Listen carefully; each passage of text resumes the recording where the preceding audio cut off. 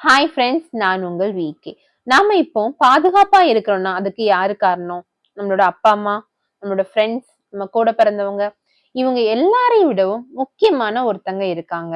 அவங்க யாரு? அவங்க தான் நம்மளோட நாட்டோட ரியல் ஹீரோஸ், நம்மளோட சோல்ஜர்ஸ். நாம இப்போ சுதந்திரமா செலவழிச்சிட்டு இருக்க ஒவ்வொரு நிமிஷமும் நம்ம சோல்ஜர்ஸ் நமக்காகவும் நம்ம நாட்டுக்காகவும் அங்க போராடிட்டு இருக்காங்க. அவங்க உயிரை தியாகம் செஞ்சுட்டு இருக்காங்க. அப்படிப்பட்ட ரியல் ஹீரோஸ் நம்ம சோல்ஜர்ஸ் பத்தி தான் அந்த வீடியோல பார்க்க போறோம். சோ வீடியோவை ஸ்கிப் பண்ணாம பாருங்க.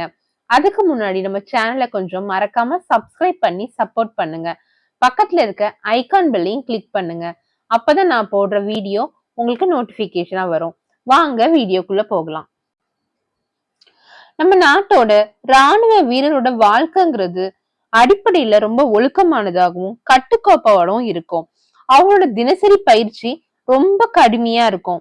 ஒவ்வொரு நொடியும் அவங்க உறுதியானவங்க எப்படிங்கிறத நமக்கு காட்டுற வகையில அவங்க எடுக்கிற பயிற்சி இருக்கும்.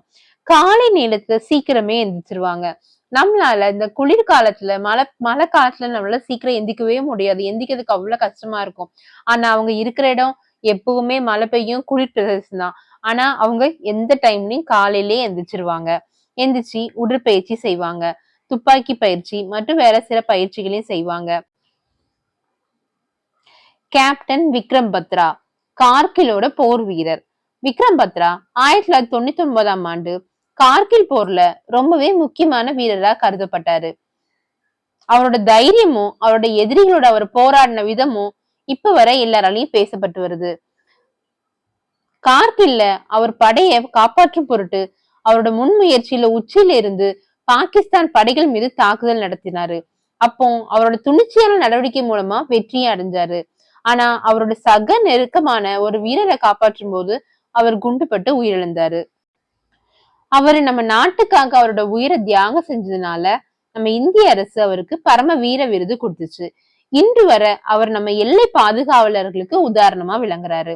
விக்ரம் பத்ரா போன்ற வீரர்களோட தியாகம் எப்பவுமே நிலைத்து நிற்க வேண்டும். அவங்க அளிக்கும் தியாகம் நமக்கு சுதந்திரமான வாழ்க்கையை அனுபவிக்க வாய்ப்பளிக்குது.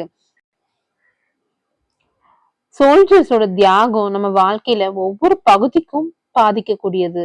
நாம நம்ம வாழ்க்கையில ராணுவ வீரர்களை சேவையை மதிச்சு அவங்க தியாகத்தை உணர்ந்து அவங்கள்ட்ட நன்றியோட இருக்க வேண்டும்.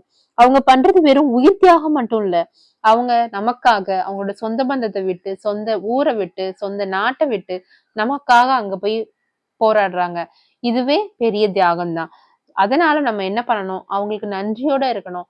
அவங்களோட சோல்ஜர்ஸோட பெருமைகளையும் அவங்க நமக்காக படுற கஷ்டங்களையும் நம்மளோட குழந்தைங்களுக்கு நம்ம சொல்லி கொடுக்கணும். நம்ம நாட்டோட நிஜமான காவலர்கள் யாருன்னா அது ராணுவ வீரர்கள் தான். அவங்க தியாகத்தின் மூலமா நாம இன்னும் நிம்மதியா வாழ்ந்துட்டு இருக்கோம். அவங்களை எப்பவுமே நம்ம நன்றியோட நினைச்சு நம்ம நாட்டின் வளர்ச்சிக்காக ஒவ்வொரு நாளும் அவங்க பங்கு பெற்ற மாதிரி நம்மளும் நம்மளால முடிஞ்ச சின்ன சின்ன விஷயத்த செய்யலாம். நம்மளோட வீரர்களோட தியாகம் நமக்கு என்னைக்குமே நம்ம மனசுல நிலைத்து நிற்க வேண்டும்.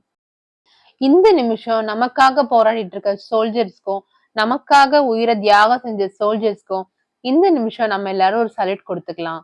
இந்த வீடியோ கண்டிப்பா உங்களுக்கு பிடிச்சிருக்கும்னு நினைக்கிறேன். பிடிச்சிருந்தா மறக்காம லைக் பண்ணி, கமெண்ட் பண்ணி, ஷேர் பண்ணுங்க.